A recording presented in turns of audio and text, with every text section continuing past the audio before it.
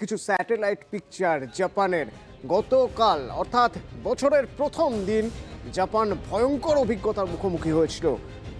যদি প্রথম দিনটাই বছরের প্রত্যেকটা দিনের মতো হয় তাহলে কতটা খারাপ হতে পারে তা নিয়ে এখন জাপানিজদের মধ্যে কথা চলছে। তার কারণ ঠিক দ্বিতীয় দিন সেদিনটাও এক ভয়ানক দুর্ঘটনার খবর এলো সেই জাপান থেকেই।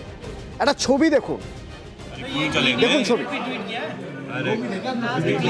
দাউ দাউ করে জ্বলছে যে দুটো ফ্লাইট, তাদের মধ্যে একটা হচ্ছে জাপান এয়ারলাইন্সের ফ্লাইট 516, যাতে প্রায় 380 জন যাত্রী ছিলেন এবং কেবিন ক্রিউ ছিলেন।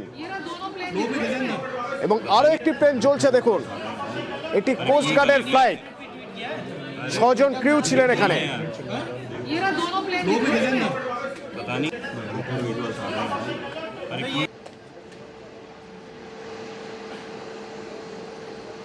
দেখতে পাচ্ছেন কিভাবে জ্বলছে। এবার আপনি জানতে চাইবেন যে এরা যারা ছিলেন প্যাসেঞ্জার তাদের কি অবস্থা। সুস্থ আছেন তারা, কিন্তু কি হয়েছিল একটু দেখাই আপনাদের। ওই যে বলছিলাম নিউজ রুম থেকে আজ, তার কারণ আমরা স্যাটেলাইট ইমেজ দেখাতে চাইছি আপনাদের। স্যাটেলাইট ইমেজ কি দেখাচ্ছে একটু দেখুন। গুগল বলছে এই হলো টোকিওর হানেদা এয়ারপোর্ট। এই হানেদা এয়ারপোর্টে সাপোরো থেকে, সাপোরো মানে হচ্ছে ভূমিকম্প এবং সুনামি বিধ্বস্ত সাপোরো। গতকালই ভয়ানক ভূমিকম্প হয়েছিল, সুনামির প্রভাব রয়েছে। তো এই সাপোরো থেকে 370 জনেরও বেশি যাত্রী নিয়ে একটি জাম্বো জেট জাপান এয়ারলাইন্সের হানেদা এয়ারপোর্টে আসছে। আর এই নিগাটা হলো একেবারে উপকূল এলাকা। দেখুন এই নিগাটা, এখানে যারা দুর্গত, যারা আটকে পড়েছেন সুনামির জন্য, ভূমিকম্পের জন্য, তাদের জন্য ত্রাণ নিয়ে এখান থেকে কোস্টগার্ডের একটি ফ্লাইট যাচ্ছিল। একই রানওয়ে, যে রানওয়েতে কোস্টগার্ডের ফ্লাইট রয়েছে, এবং কোস্টগার্ডের এই ফ্লাইটে তখন 6 জন ক্রিউ রয়েছেন, পাইলট শুদ্ধ। এবং সেই একই রানওয়ে হানেদা এয়ারপোর্টে সেখানে এসে নামলো সাপ্পোরো থেকে এই জাপান এয়ারলাইন্সের ফ্লাইট, যাতে 370 জনেরও বেশি যাত্রী। যা হওয়ার তাই হলো। পিছনের দিকটা লাগলো ওই যে এখানে যে ফ্লাইটটি দাঁড়িয়েছিল কোস্টগার্ডের, সেই ফ্লাইটটিতে দাউ দাউ করে আগুন।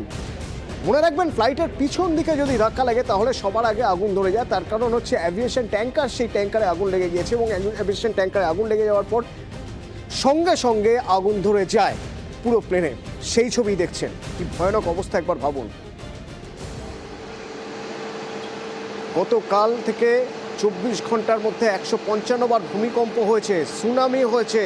তারই সঙ্গে টোকিও বিমানবন্দর, বলা হয় পৃথিবীর অন্যতম গুরুত্বপূর্ণ এবং ব্যস্ততম বিমানবন্দরের একটাই টোকিও বিমানবন্দর। গাফিলতি ছাড়া কিভাবে একটা রানওয়েতে দুটো বিমান চলে আসে তা নিয়ে তো প্রশ্ন উঠবে, আরও একাধিক প্রশ্ন উঠবে। তার কারণ যা হয়েছে তা খুব সহজ বিষয় নয়, বেশ কিছু ঘটনার মধ্যে থেকে যাচ্ছে। গাফিলতি, তাহলে সে গাফিলতি কার গাফিলতি? বেশ কিছু প্রশ্ন উঠছে এই ঘটনা নিয়ে।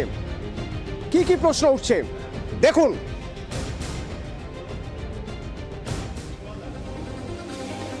প্রথম প্রশ্ন, কিভাবে সম্ভব একই রানওয়েতে দুটো বিমান চলে আসা?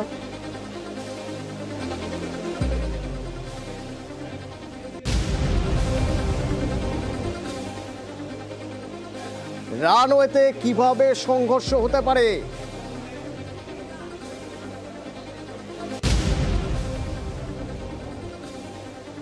এবং অদ্ভুতভাবে দুটি বিমান একটি রানওয়েতে, তার মধ্যে একটি কোস্টগার্ডের এবং যাত্রীবাহী বিমান মানে বড় বিমান, সেই বিমান চলে আসছে সেই রানওয়েতে যেখানে আগে থেকে আরেকটি বিমান রয়ে গিয়েছে। তাহলে কি এটিসির গাফিলতি ছিল? আগে থেকে বলা হয়নি? যদি আগে থেকে বলাই বা হয়ে থাকে তাহলেও পাইলট সেখানে নামালেন কেন বিমান? পুরো বিমানবন্দর জুড়ে আগুন ছড়িয়ে পড়ে। তার কারণ যেখানে অ্যাভিয়েশন ফুয়েল রাখা থাকে, যে ট্যাঙ্কার, সেখানে আগুন ধরে গেছে বিমানে।